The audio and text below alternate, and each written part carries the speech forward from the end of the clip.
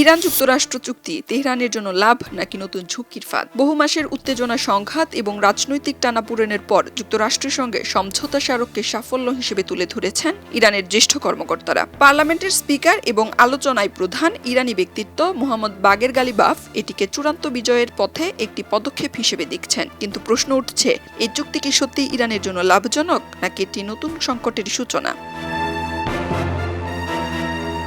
ইরানের নেতৃত্ব অবশ্য এটিকে বড় ধরনের কূটনৈতিক সাফল্য হিসেবেই তুলে ধরছে। তাদের দাবি, যুক্তরাষ্ট্র ও ইসরায়েল যেমন শত চেষ্টার পর ইরানকে আত্মসমর্পণে বাধ্য করতে পারেনি, তেমনি ইরান ইসলামী প্রজাতন্ত্রের পতন ঘটাতে পারেনি এবং সামরিক শক্তি দিয়ে পারমাণবিক কর্মসূচিও বন্ধ করতে পারেনি। বরং যুদ্ধ ও চাপের মধ্যেও ইরান আলোচনার টেবিলে নিজের অবস্থান ধরে রাখতে সক্ষম হয়েছে। এছাড়াও লাভের দিক থেকে দেখলে অর্থনৈতিক ক্ষেত্রে এই সমঝোতার সবচেয়ে বড় সম্ভাবনা দেখা দিয়েছে। চুক্তির ফলে দীর্ঘদিনের নিষেধাজ্ঞার কারণে বিপর্যস্ত ইরানি অর্থনীতি কিছুটা স্বস্তি পেতে পারে। বিদেশি বিনিয়োগ, বাণিজ্য এবং জ্বালানি খাতে নতুন সুযোগ সৃষ্টি হওয়ার সম্ভাবনাও রয়েছে। প্রেসিডেন্ট মাসুদ পেজেকশিয়ান পর্যন্ত বলেছেন, চুক্তিটি পুরোপুরি বাস্তবায়িত হলে ইরান ও মধ্যপ্রাচ্যের জন্য একটি নতুন বাস্তবতা তৈরি হতে পারে।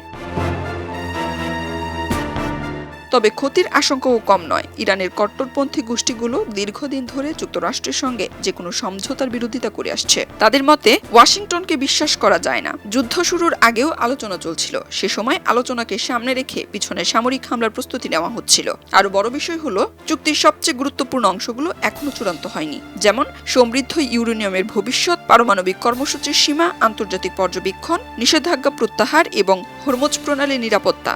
এইসব বিষয়ে প্রশ্নের এখনো উত্তর মিলেনি। এছাড়াও ইসরায়েল ও চুক্তির বাস্তবায়নে বড় বাধা হয়ে উঠতে পারে। লেবানন থেকে সৈন্য প্রত্যাহার সম্বন্ধে ইসরায়েলের প্রধানমন্ত্রী বেনিয়ামিন নেতানিয়াহু স্পষ্ট করে দিয়েছেন, নিরাপত্তার স্বার্থে যেখানে প্রয়োজন সেখানে তাদের সামরিক উপস্থিতি অব্যাহত থাকবে। ফলে যে কোনো সময় নতুন উত্তেজনা সৃষ্টি হলে পুরো সমঝোতা প্রক্রিয়া ভেঙে পড়তে পারে।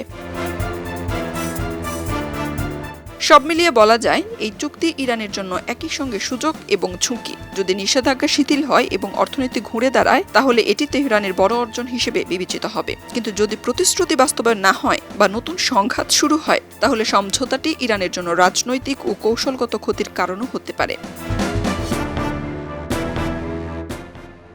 খবরের কাগজ, নিখাত, নির্ভীক, নিরপেক্ষ।